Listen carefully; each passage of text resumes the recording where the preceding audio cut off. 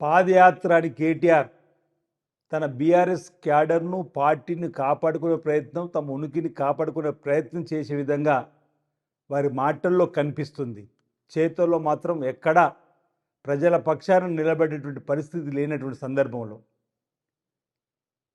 కేసీఆర్ గారు బస్సు యాత్ర చేసినా, మీరు పాదయాత్ర చేసినా, హరీష్ రావు గారు మరో యాత్ర మోకాల యాత్ర ద్వారా మీరు ప్రజలలో మొదలుపెట్టిన మీ యాత్రలు ప్రజలు మిమ్మల్ని ఎవరు కూడా నమ్మే పరిస్థితి లేనటువంటి సందర్భాన్ని ఒకసారి గుర్తు చేసుకోమని చెప్తూ, అధికారం ఉన్నప్పుడు కేసీఆర్ గారు బస్సు యాత్ర అని చెప్పండి ప్రజల్లోకి వస్తామని చెప్పి రానటువంటి సందర్భం, మీరు అధికారం ఉన్నప్పుడు హెలికాప్టర్లు, బెంజీ కార్లు, ఫామ్ హౌజులు, విల్లాలలో ఉన్నటువంటి మీ రాజభోగాన్ని ప్రజలు గుర్తించే మీ కర్రు కాల్చి వాత పెడితే ఈరోజు ఎక్కడ మీరు ఉన్నారో గుర్తుంచుకోమని చెప్తా ఉన్నాం.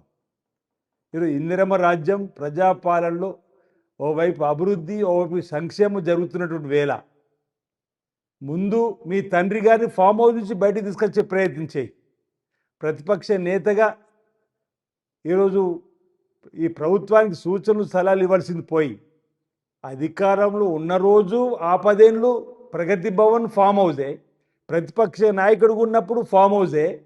ఈరోజు అసలు మీరు ఎందుకోసం ఈ పాదయాత్ర, ఎందుకోసం ఈ బస్సు యాత్ర అని చెప్పని ప్రజలు మిమ్మల్ని అడిగేటువంటి సందర్భంలో ప్రజల పక్షాన నిలబడేటువంటి అర్హతనే లేనటువంటి మీరు ఈరోజు చిట్ చాట్ పేరిట ఫ్రస్ట్రేషన్లో మాట్లాడే మాటలు, కాంగ్రెస్ పార్టీకి 3వ స్థానం వస్తుంది వచ్చే ఎన్నికలనే మాట చెప్తుంది. అసలు ఇప్పుడు మీ గుండు సిన్న ఇచ్చిన ప్రజలు అదెందుకు మీరు గుర్తుంచుకుంటలేరు అంటున్నా.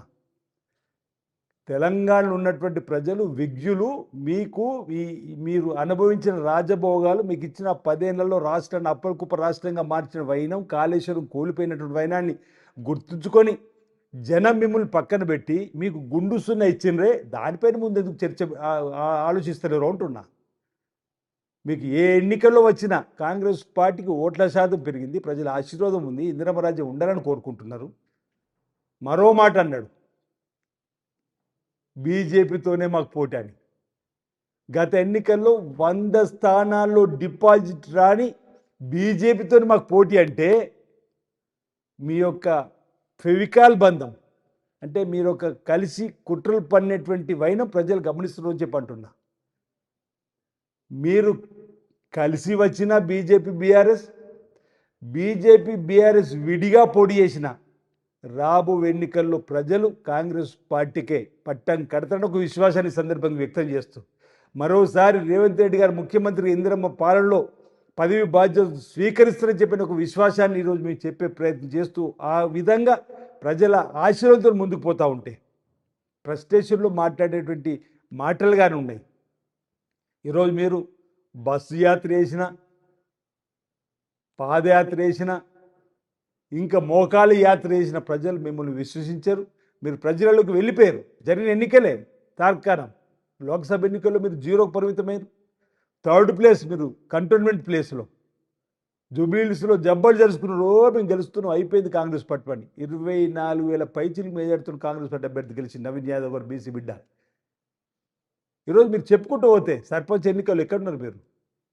గుర్తు మీద ఎన్నికలు వస్తే మా తడాకేం చూపిస్తా ఉన్నారు. మున్సిపల్ ఎన్నికల్లో గుర్తు మీద వచ్చింది, చేయి గుర్తు దెబ్బకు ఎక్కడ వెళ్ళి పడ్డారు మీరు? 90% ఈరోజు ప్రజలు ఆశీర్వదించిన సందర్భంలో ఈరోజు ఫ్యూచర్ సిటీ నిర్మాణం చేస్తున్నట్టు ఎందుకు మీ గుండెలు దడదడ అంటున్నాయని అడుగుతా ఉన్నాం. త్రిబుల్ ఆర్ తీసుకొస్తామంటే, మెట్రోను విస్తరిస్తామంటే, మూసి ప్రక్షాళనంటే భయపడిపోతున్న సందర్భం.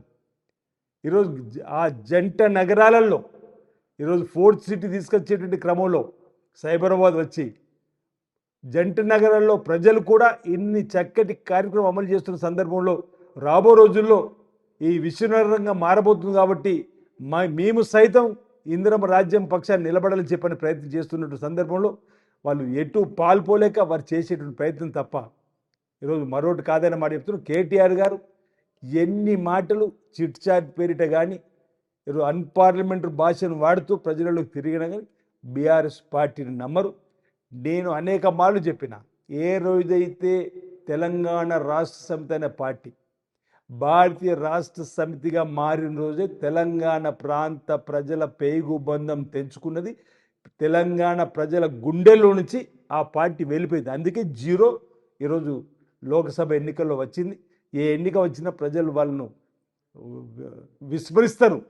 ప్రజలు వాళ్ళ వెంట ఎట్టి పరిస్థితుల్లో ఉండరనేటువంటి భావన సందర్భంగా నేను వ్యక్తం చేస్తా ఉన్నాను. For more interesting updates,